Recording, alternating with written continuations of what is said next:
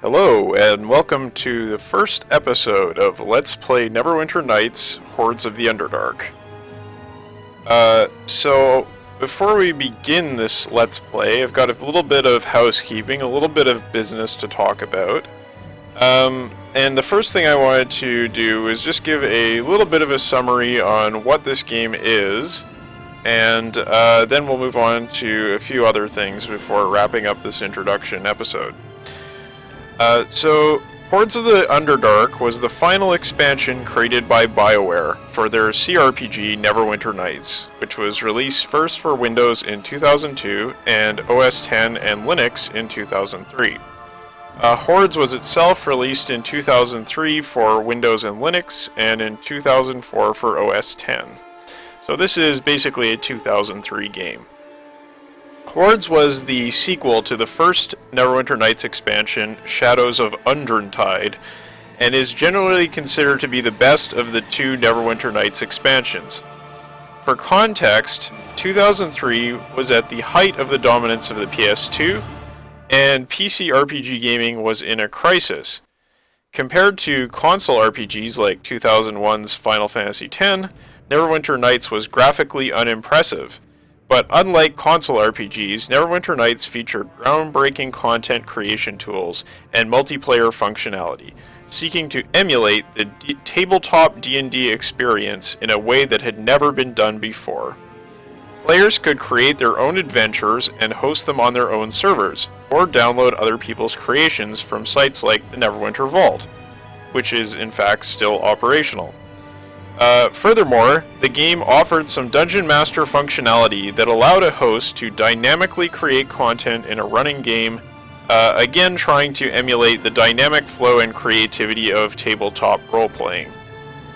In the end, the Neverwinter Nights Aurora engine tools seem to mostly be used to create one-off downloadable adventures and MMO-like persistent multiplayer servers that continued to exist for a while, even after the overwhelming success of World of Warcraft. And I have some stories about those that I can tell you as we go through this Let's Play.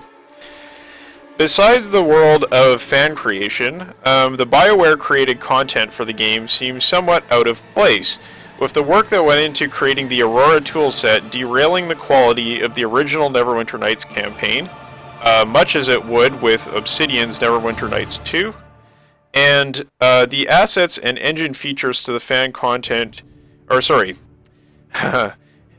the expansions to some extent serving as a vehicle for delivering new assets and engine features to the fan content creation community. BioWare bridged this gap by releasing some premium modules that were remasters or new content by top community creators, but these came after Hordes was released, with the last module released in 2006.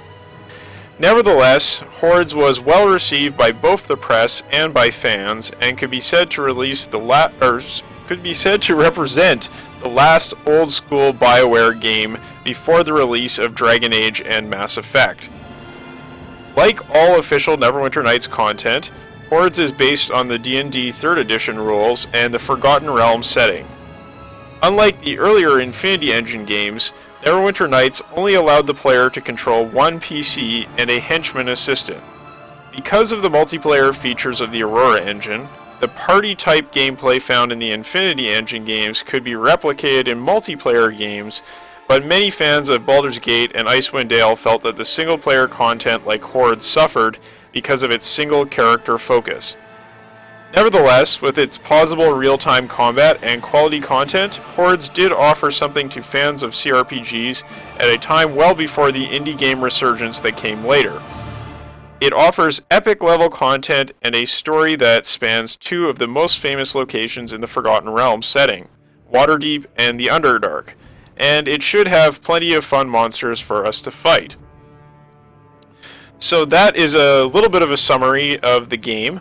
And we will be going ahead and starting with Hordes of the Underdark instead of with Shadows of Underdark.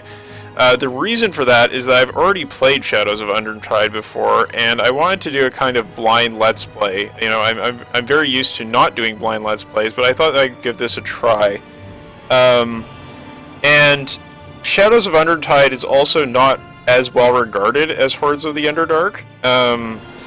Of course, they are to some extent two parts of the same story, but the crossover isn't that significant. And frankly, Shadows of Undertide is kind of broken up into three different sections that don't really have too much to do with each other anyway. So we will be playing Hordes of the Underdark, but before we do that, we have to go to Chapter 1, and we have to create a new character. So I'm actually going to be taking suggestions for our character, and so if you have any ideas for what kind of character you would like to see me play, please post them up in the comments, and I will consider your advice, your suggestions, and I will try to pick something that will be fun as well as, let us actually get through the game, because it's not trivially easy. I've actually had some pretty serious problems before trying to get through these games if I didn't have an appropriate build. So please post your suggestions. As for myself, most people say that, most people I know who have played D&D and know about the alignment system in D&D tell me that I am kind of like a lawful good sort of person, but I'm open to playing whatever. Usually playing good in these games does give you better benefits in terms of loot and experience. But if playing evil is viable, I might consider doing it. Honestly, though, I'll probably pick a good character. But, if you want to do chaotic good or lawful good, either one's fine with me. Or, of course, neutral good, I don't really care one way or the other. And I will try to roleplay whatever it is the character you suggest, and be sort of faithful to the concept of the character. So try to add a little bit of flavor text about what kind of character your suggestion would be. So hopefully we can have some fun with that. So that's really all I have to say for this episode. I look forward to your suggestions. I look forward to playing the game. And of course, because this is a blind Let's Play, I will make plenty of mistakes in this game, and I will be taking your advice as to what to do, not to do, but try to be polite and not backseat game too harshly, as these things usually go. So, post your comments, and I will see you next time.